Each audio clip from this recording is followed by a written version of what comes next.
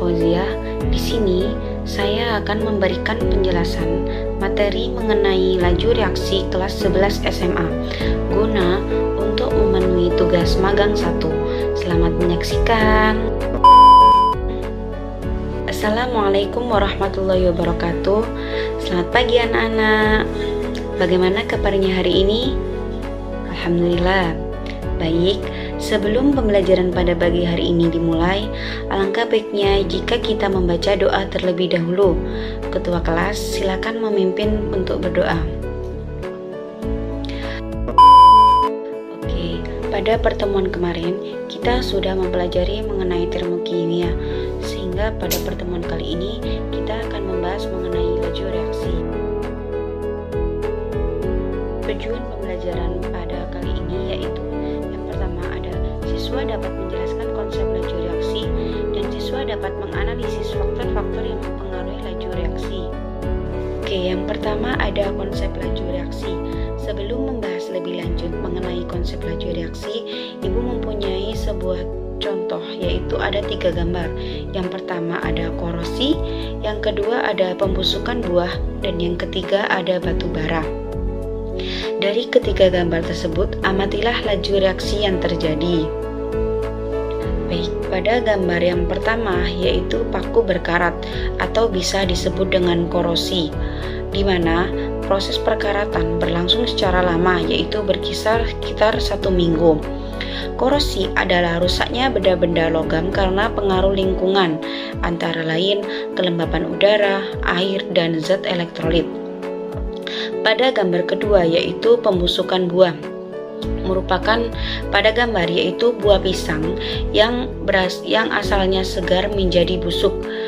Pada proses tersebut yaitu berlangsung secara sedang, yaitu berkisar harian. Pada makanan dan buah-buahan, setelah dibiarkan beberapa hari di udara terbuka, akan mengalami proses pembusukan dan tidak layak untuk dikonsumsi. Pada gambar yang ketiga yaitu batu bara, lebih ke terbentuknya batu bara yang berlangsung secara lama, yaitu berjuta-juta tahun. Batu bara merupakan bahan bakar fosil yang menjadi sumber energi pembangkit listrik dan berfungsi sebagai bahan bakar pokok untuk produksi baja dan semen.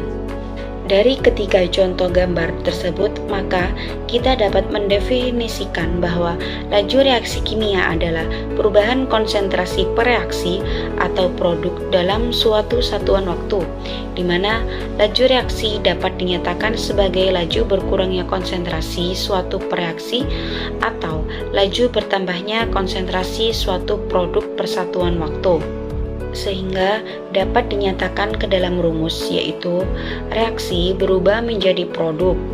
Pada laju reaksi, VA sama dengan negatif delta R per delta T, atau VB sama dengan plus delta P per delta T, di mana negatif delta R adalah laju pengurangan konsentrasi per reaksi R tiap satuan waktu delta T, sedangkan plus delta P adalah laju penambahan konsentrasi produk P tiap satuan waktu delta T.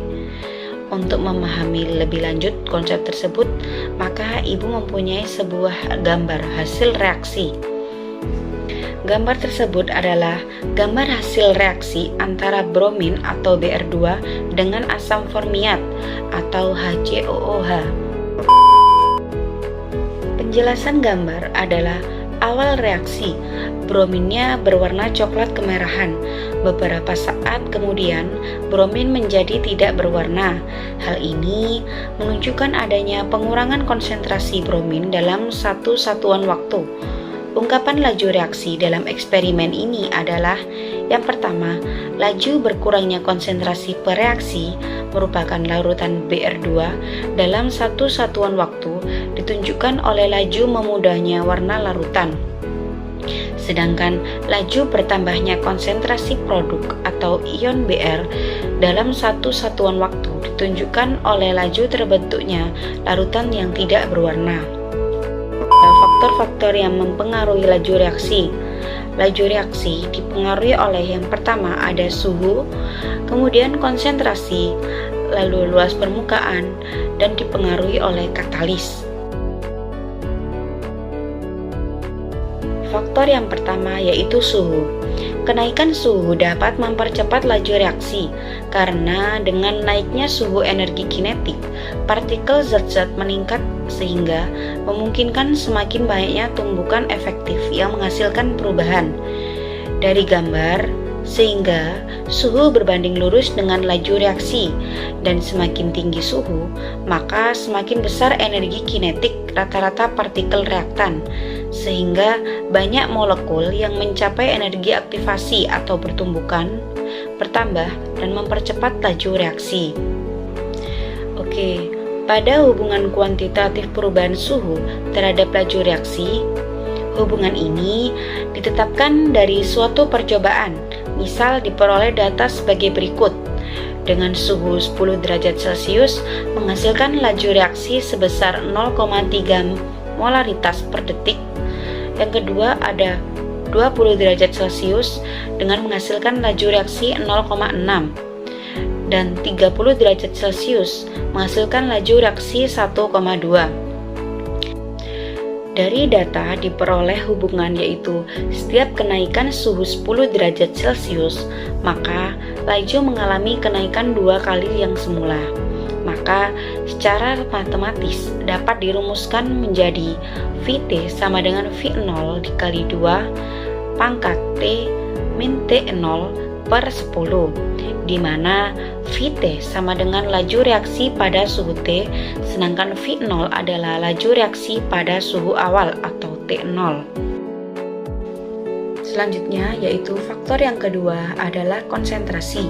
Sebelum memahami lebih lanjut, Ibu mempunyai 2 gambar ilustrasi. Yang pertama ada gambar mobil yang berada di jalanan lenggang, sedangkan pada gambar yang kedua terdapat mobil pada jalanan yang padat. Sehingga ibu bertanya, mana yang akan lebih mungkin terjadi tabrakan, di jalanan lenggang atau di jalanan padat? Jadi hubungan dari 2 gambar tersebut dengan faktor laju reaksi yaitu konsentrasi mempengaruhi laju reaksi karena banyak partikel yang memungkinkan lebih banyak tumbukan, dan itu membuka peluang semakin banyak tumbukan efektif yang menghasilkan perubahan.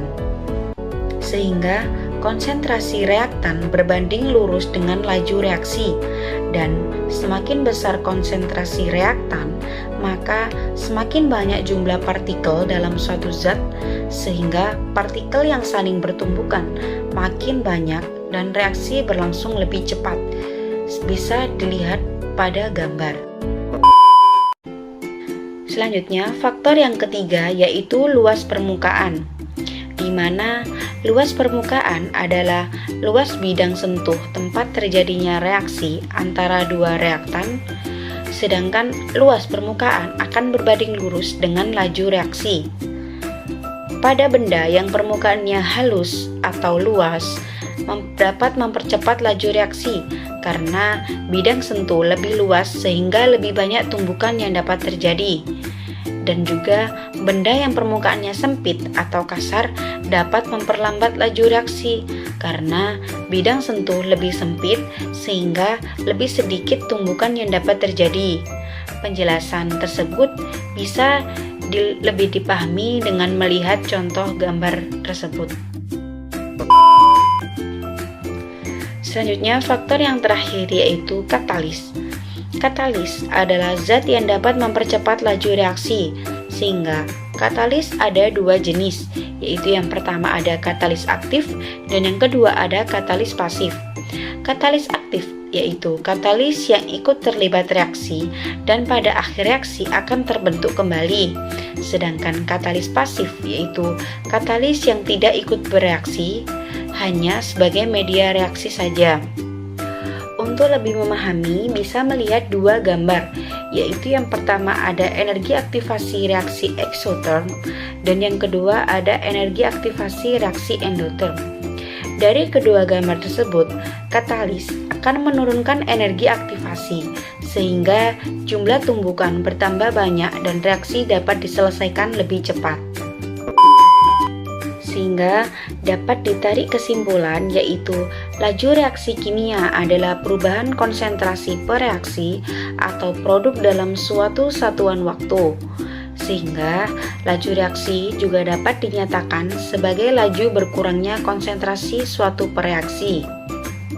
Lalu, faktor-faktor yang dapat mempengaruhi laju reaksi yaitu ada 4. Yang pertama ada suhu, yang kedua ada konsentrasi, yang ketiga ada luas permukaan, dan yang terakhir yaitu katalis.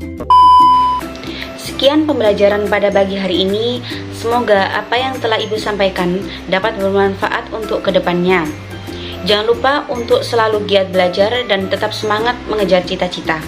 Kurang lebihnya mohon maaf apabila ada salah-salah kata ataupun ucapan dari saya. Wassalamualaikum warahmatullahi wabarakatuh.